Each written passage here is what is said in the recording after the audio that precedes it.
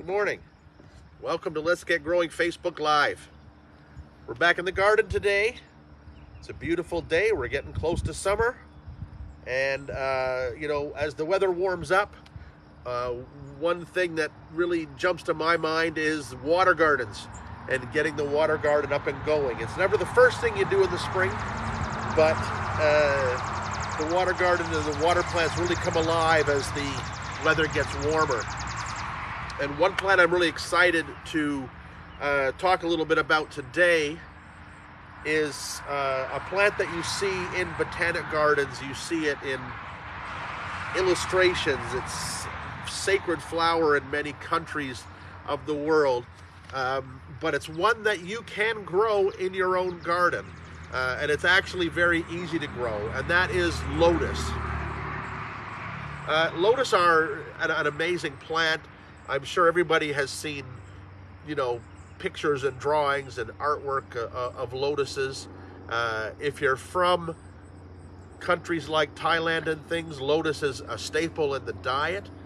There's a variety that is harvested like potatoes, and even the lotus leaves and things are used in all kinds of cooking and stuff like that. One thing that a lot of people don't realize is that we can grow lotus here in Canada. We actually do have a native species of lotus that grows in southwestern Ontario. If you have a pond that doesn't freeze completely through the bottom and the mud in the bottom of a pond, lotus can be completely winter hardy, which is quite amazing for such an exotic tropical looking plant, that they can be completely winter hardy. Now, back a couple of years ago, I had Terry Grills join me on the show, and we talked about, potting up a lotus. And Terry has one of the largest collections of lotus in Canada, and he has shared with me about 18 different varieties to make available for sale. So you can go to the website, masonhousegardens.com, look at the lotus selection. They're magnificent plants. We're going to talk a little bit about care today and how you can display them. The neat thing about lotus is when you buy them potted, they come in a bucket. The bucket's about 2/3 full of a heavy clay soil and then topped up with water. You could literally leave them on your patio in these pots the whole growing season, and they'll be just fine. Now, what most people would do is find a bigger pot that's a little bit nicer to look at, where you can take the whole pot that you buy your lotus in, set it into a pot full of water, and then you got a much nicer presentation of your lotus. But it's amazing that they will just live in these tubs perfectly happy. Now, when you're looking at the lotus like this, and this is an early stage, they're going to grow extremely fast from this point on as the weather gets hotter. Lotus produce two types of leaves. The first type of leaf is a floating leaf, and you can see these here. These are the first leaves that come out in the spring. After they've started to grow and getting the plant some energy, you see these leaves here that are coming up on a little stem. This is what they look like when they're out. These are the air leaves, and they're going to sit above the water all the time. When you first buy one, it's important that if you're at this stage and you don't have to fill it up with water, that you just fill it up so the water leaves are floating. Different from water lilies, whose stems will stretch to put those leaves back up on the surface of the water, lotus won't do that. So when you first get one, you need to just put enough water in to make sure these leaves are floating, and then the air leaves will come up, and then you don't need to worry about the floating leaves as much, because these leaves are going to do all the work for you. Of course, these are still young. The next leaf that grows is going to be bigger and bigger and bigger, and then you'll get almost, in some cases with the big tall ones, almost dinner plate size leaves. And then shortly along, I don't know if I'm seeing any flower buds yet on the plants, but they will come along very, very soon, and they stand up well above the water as well. There are different types and sizes of lotus. There are miniatures that you could have in a small bowl, right up to the big guys that can get 4 to 5 feet tall when they're in bloom, but would still be equally happy in these tubs. So it's a great plant for containers and things. One thing though, that if you're transplanting the lotus, you need to be very careful. The lotus stems and growing tips are quite brittle.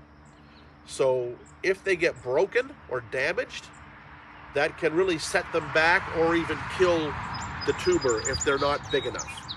So you need to be very careful of that. They always need to be planted in a round pot. Okay?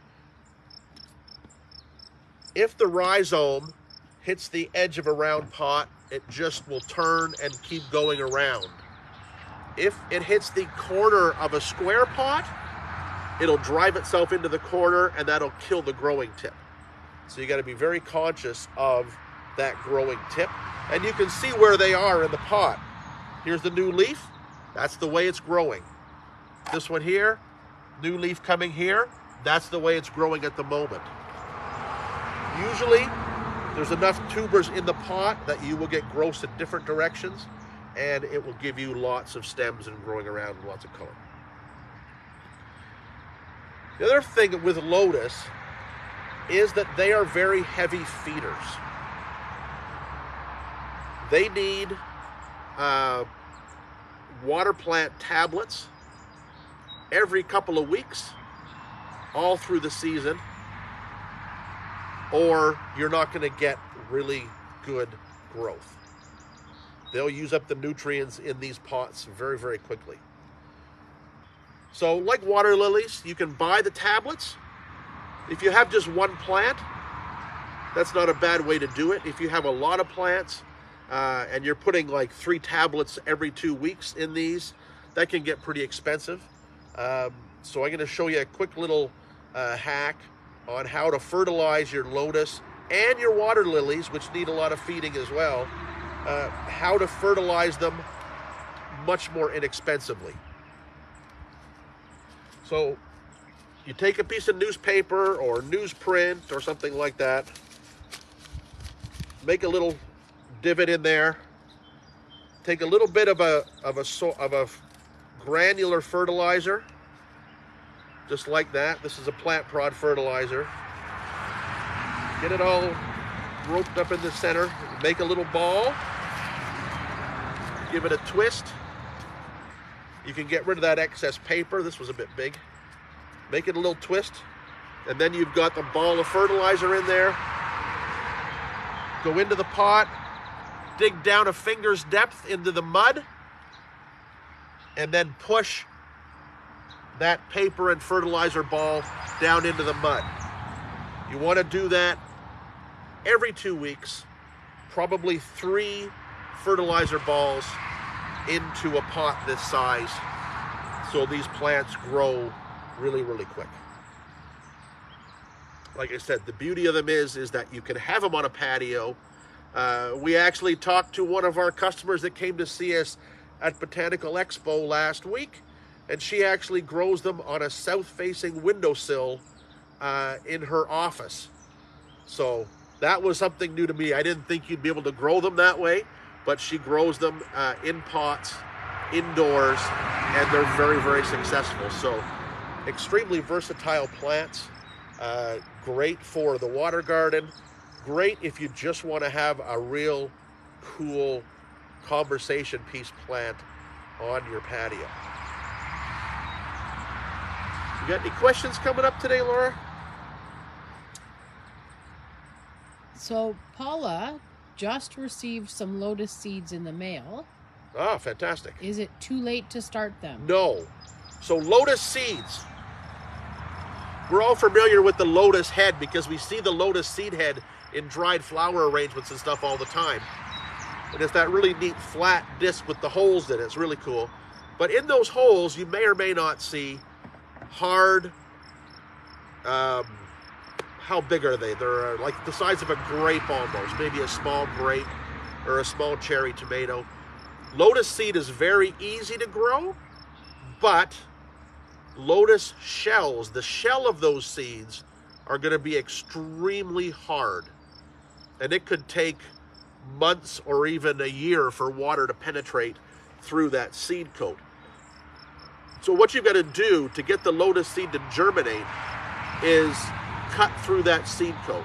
So I use a little Dremel hobby tool with a little saw blade attachment on it, and actually use that to cut through the hard shell of the seed until you can see the white of the embryo inside the seed. Then you put them in water, and that's it. Change the water every day or two so it doesn't get skunky, and wait till that seed germinates. Because you cut through the seed coat, it will germinate quite quickly. It will send out a root, it will send out a leaf, and then you can think about getting it into some potting soil at that time. When they're just sitting in water, put a tiny little sprinkle of fertilizer in there once they've germinated, and that'll help move them along. But they are easy to grow from seed. So Jeff, if somebody wanted to grow a lotus, would it be sun or shade? Lotus have to have sun. You know, if you have them in the shade, you might get leaves, but I doubt you'd ever get them to really bloom well. So you want to have a good, strong, sunny spot, just like this. We're right out in the open. So if you get a nice sunny patio area or pond area that gets 6 hours plus of sunlight, that's perfect. No problem. And like I said, you know, if you've got an outdoor pond, and if you've got water lilies surviving over the winter in your pond, you can grow a lotus as well. As long as that mud doesn't freeze, these will be perfectly hardy. Terry was telling me he's in Sudbury now, so it's quite a different climate zone from where we are here. But he actually took a pot like this, and they were cleaning up and putting stuff in the greenhouse for the winter, and he actually forgot a lotus outside in Sudbury, and it was just left on the ground. And because of the snow cover they had, the mud in the pot never froze, and that lotus survived the winter just under snow cover in Sudbury. So it just gives you an idea of just how tough these plants really are when you follow those few basic directions that I've given you. You can't let the tuber tip hit a corner of a pot or get damaged. That's the most important things. What about changing the water? Changing the water, you can certainly do that. That's no problem with that. You will notice, like, occasionally the water can get a bit skunky, especially when they're young. But what's interesting, though, is that because the lotus are such heavy feeders, they're pulling a lot of the nutrients out of that water that algae needs to grow. So actually, once they've got growing, like here's an example. This one, I don't know if you can see these ones, Laura. This one here has been a bit slower coming, so it's got some algae growth in there, and the water's a little bit cloudy. But look at the one right beside it. Much more vigorous. It's got some good new growth coming, and that water's clear as a bell. Most of these have water that is very, very clear. So changing the water might not even be necessary. If it is, what I would suggest is fill a bucket with water, let it sit out in the sun for a day to warm up, and then change it or top it up. You will need to top water up in these because, of course, it does evaporate. But other than that, that's really the only care. The beauty thing is if you went away for a weekend, you don't need to worry about your lotus drying out like your hanging baskets because it's already sitting in water. So maybe the perfect patio plant. And what about sitting water and mosquitoes? Well, you do run that risk. I mean, in these right now, we did find some mosquito larvae in them. If you change the water every few days, you will get rid of a lot of those mosquito larvae. Also, you know what? I would get those mosquito dung pellets. You can find them at the hardware store. Garden centers probably carry them. You just put those mosquito dung pellets into the water. It dissolves, and it lets, basically it's Bacillus thuringiensis is a bacteria, and it actually kills the mosquito larvae. So there are products out there if that becomes a problem for you in your patio pots. And goodness knows, less mosquitoes is not a bad thing. Less mosquitoes is not a bad thing. Another way to keep mosquitoes at bay, if you've got them in a big tub, or you've got a tub like this sitting in a bigger container of water, pet store, feeder guppies, 10 or 15 cents a piece. Throw a few feeder guppies in your pot for the summer, and they will keep all those little underwater critters under control. So that's another option too. You know, for bigger ponds and things, we sometimes use feeder goldfish, but feeder guppies are tiny and cheap and great to swim around in a little pot like this. It's the kind of situation where they live anyway, so it works well for them. And if someone's growing it as part of their potscaping, how should they overwinter it? So overwintering, you bring it inside, you keep it in the wet mud, cover it with wet newspaper, put it away for dormancy. They do go dormant in the wintertime, so that's a bonus. You just don't ever let them dry out completely, and they can sit in sort of a cool basement or something like that until spring. So really quite easy to look after that way. And we'll give, later on into the season, we'll re-look at how to overwinter your lotus and tropical water lilies too, because we're having some good success with our tropical water lilies and having fun with them. They're one of the most exotic, cool flowers you can get. So we'll talk later on in the season about the overwintering part. Any more questions? Yeah, that's it. All right. It's going to be a beautiful day today, I think. Get out and garden. That's what I'm going to be doing. And next week, what are we next week? Are we going to get a show in next week before we go away? I think we might be able to. Sure. Our trip to England leaves next a week and a day away, but we will see you next week before we head out on Let's Get Growing Facebook Live. Thanks for joining us.